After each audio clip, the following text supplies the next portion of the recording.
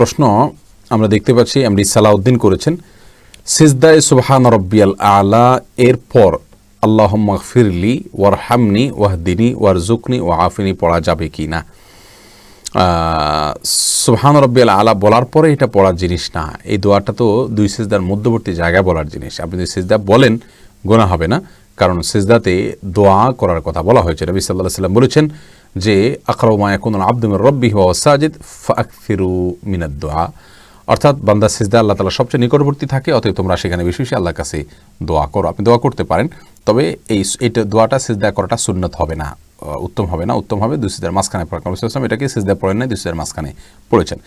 মোহাম্মদ মাহদি হাসান নীর আপনি প্রশ্ন করেছেন, ওমর রাদিয়াল্লাহু তাআলা আনহুকে নিয়ে 2012 সালে 30 খণ্ডের এপিসোড রিলিজ হয়, তাতে সাহাবীদের চরিত্রে অনেকে অভিনয় করেছেন, তা দেখলে গুনাহ হবে কিনা? দেখলে গুনাহ হবে না, কিন্তু এই কাজটা যারা করেছেন এটা কোনো প্রশংসনীয় কাজ আমরা বলবো না। সাহাবীদের চরিত্রে অভিনয় করা এবং এই সমস্ত মুভিতে নিশ্চয়ই শুধু হালাল দৃশ্যই থাকে না, আমার ধারণা। অতএব এরকম যদি হয় তাহলে সেক্ষেত্রে এগুলো প্রশংসনীয় নয়, ইসলামী দৃষ্টিতে এগুলো জায়েজ নয়। এমডি বাবু আপনি প্রশ্ন করেছেন, মুসলমানি নিয়ে জন্ম নিলে করণীয় কি? মুসলমানি নিয়ে জন্ম নেওয়া আবার কিভাবে হয় আমি জানি না। পুরুষঙ্গের উপরের অংশ যদি নাই থাকে তাহলে তো তার জন্য মুসলমানের কোনো বিধাই নেই। তবে এটাকে বিশেষ কোনো বুজুর্গি মনে করার কোনো কারণে, অনেকে মনে করেন মায়ের পেট থেকে ওইভাবে আসলে সে আল্লাহর খুব বিশেষ কোনো ওলি নেককার, এরকম কোনো ইন্ডিকেট বা আলামত এটা বহন করে না। ইসলামের দৃষ্টিকোণ থেকে এরকম কোনো কিছু বলা হয়নি। আচ্ছা, এম কে রুবেল হোসাইন আপনি জানতে চেয়েছেন ফসলের জাকাত কিভাবে দিতে হবে জানাবেন। ফসলের জাকাত আপনি দিবেন যদি ফসল নির্দিষ্ট নিসাব পরিমাণ হয়, বছরে যতবার হবে ততবার আপনাকে দিতে হবে। 16 মান যদি হয় তাহলে দিতে হবে।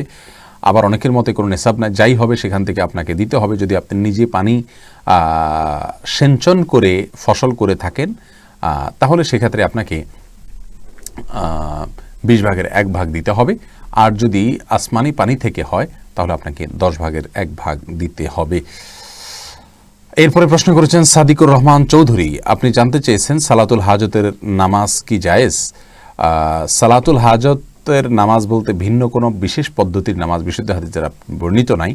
তবে হ্যাঁ, আল্লাহ সুবহানাহু ওয়া তাআলা বলেছেন তোমরা আল্লাহ সুবহানাহু ওয়া তাআলার কাছে সাহায্য চাও, ওয়াস্তাঈনু বিস-সাবরি ওয়াস-সালাহ, সবর এবং সালাতের মাধ্যমে। যে কারণে আপনার যে কোনো বিপদ আসবে আপনি সালাতে দাঁড়িয়ে যাবেন। নবী সাল্লাল্লাহু আলাইহি ওয়াসাল্লাম সম্পর্কে এক সাহাবী বলেছেন, কানা ইযা হাযাবাহু আমরুন ফাযা ইলাস সালাহ। নবী সাল্লাল্লাহু আলাইহি ওয়াসাল্লাম যখন কোনো বিপদগ্রস্ত হতেন সাথে সাথে তিনি সালাতে দাঁড়িয়ে যেতেন। সেই হিসাবে আপনি 2 রাকাত বা 4 রাকাত যে কোনো সংখ্যক সালাত আপনি বিপদে আসলে নফল সালাত পড়বেন, পড়ে আল্লাহর কাছে সাহায্য চাইবেন। বিশেষ কোনো ফরম্যাটে এই সালাত বিশুদ্ধ কোনো হাদিস দ্বারা প্রমাণিত নয়।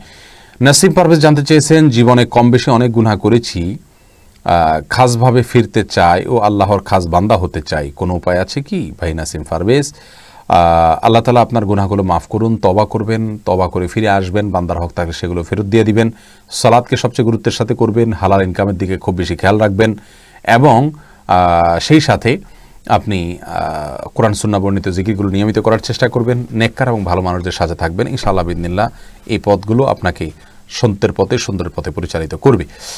এরপরে প্রশ্ন করেছেন মুসাদ্দিক হোসেন, বর্তমানে ব্যাংকে চাকরি করা কি হালাল? শুধু ব্যাংকে চাকরি করা হারাম হবে, ইসলামী ব্যাংকগুলোতে চাকরি করা জায়েজ হবে যদি বিকল্পের চেয়ে ভালো কোনো চাকরি না থাকে।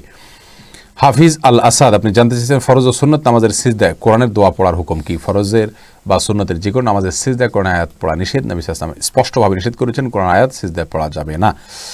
মোহাম্মদ জাফরুল্লাহ জসিম জানতে চেয়েছেন, ইস্তেখারা কিভাবে করতে হয়? ভাই জাফরুল্লাহ জসিম, ইস্তেখারা করার সুন্নাহ পদ্ধতি সম্পর্কে একজন সাহাবী বলেছেন, নবী সাল্লাল্লাহু আলাইহি ওয়াসাল্লাম আমাদেরকে ইস্তেখারা শিক্ষা দিতেন, যেভাবে সালাত কোরআনের একটা সূরা শেখানো হয় ঠিক তেভাবে ধরে ধরে তিনি ইস্তেখারা সালাত শিক্ষা দিয়েছেন। কীভাবে শিক্ষা দিয়েছেন সে প্রসঙ্গে সাহাবী বলেছেন যে তিনি আমাদেরকে ইস্তেখারা সালাত শিক্ষা দিয়েছেন এভাবে যে যখন কোনো বিষয় আমরা সিদ্ধান্ত নিতে যাব এবং দুনিয়াবী বিষয়ে সিদ্ধান্তহীনতা আমরা ভুগব, আমরা 2 রাকাত সালাত আদায় করব, এরপরে পড়ব আল্লাহুম্মা ইন্নী আস্তাখিরুকা বিইলমিকা ওয়া আস্তাকদিরুকা বিকুদরাতিকা ওয়া আসআলুকা মিন ফাদলিকাল আযীম ফাইন্নাকা তাকদিরু ওয়া লা আকদির ওয়া তা'লামু ওয়া লা আ'লাম ওয়া আনতা আল্লামুল গুয়ুব আল্লাহুম্মা ইন কুনতা তা'লামু আন্না হাযাল আমর খায়রুল লি ফি দীনি ওয়া মা'আশি ওয়া আকিবাতি আমরি ফায়াসসিরহু লি ওয়া ইন কুনতা তা'লামু আন্না হাযাল আমর শাররুল লি ফি দীনি ওয়া মা'আশি ওয়া আকিবাতি আমরি ফাসরিফনি আনহু ওয়াসরিফহু আন্নি ওয়াকদুর লি আল খায়র হাইযু কান সুম্মা রদনি বি।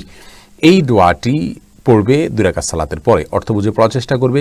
হাজাল আমরা যখন বলবে তখন যেই কাজের জন্য ইস্তেখারা করতে চাচ্ছে ওই কাজের কথা মনে আনবে, বাস এটা হলো ইস্তেখারার সুন্নাহ পদ্ধতি, যেটা নবী সাল্লাল্লাহু আলাইহি ওয়াসাল্লাম আমাদেরকে শিক্ষা দিয়েছেন।